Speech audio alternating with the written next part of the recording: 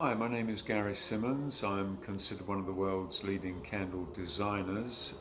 My schools on the French Riviera and in Jamaica, the Caribbean, have taught students the art and business of candle making around the world. What I'd like to discuss with you today is test burning. This is quite an extensive subject. Um, and is the backbone of candle making. It's also the most frustrating part for those of you that are in the business. This takes the longest time. My job as a candle designer for many years was to design candles that nobody had seen before. Now, sometimes you could do that in a day, but it would take sometimes 2 weeks to get the candle to burn correctly. When we add colour or perfume to the wax, it changes the density of the wax, and therefore we need to use different wicks. So, for example, if I have 5 different shapes of candles with the same scent, and I've got them all to test burn correctly, if I keep them same shapes but change the colour and the perfume, they've all got to be re-test burnt again. Yes, I've got a basics of knowing what wick worked the last time, which makes the job a little bit easier. So, how do we test burn?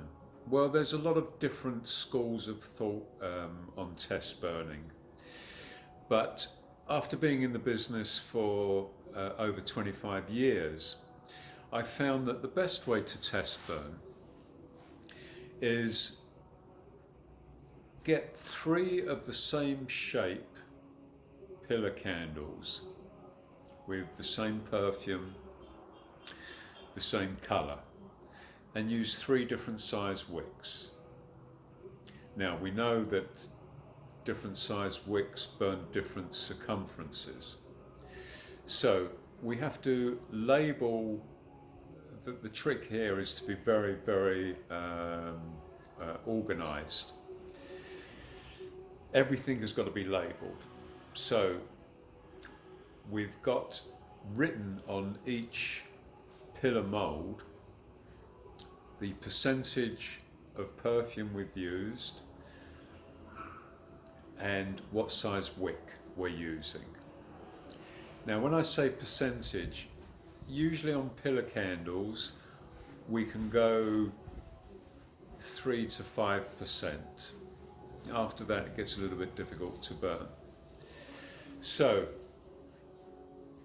obviously when we're making thousands of candles, that 3 and 5% translates into a lot of money. So I will start with 3%. Label all candles with the different size wicks I'm using. Then what I'll do is I'll go into a room that is the size of a bedroom. Make sure that room is darkened, no direct sunlight, no fans, no air conditioning.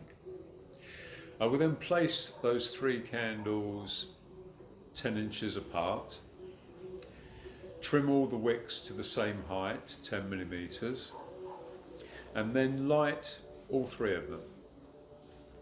Now, sometimes you can tell within 10 minutes. If the wick is too large, the candle flame will jump and smoke, and that will be out of the equation.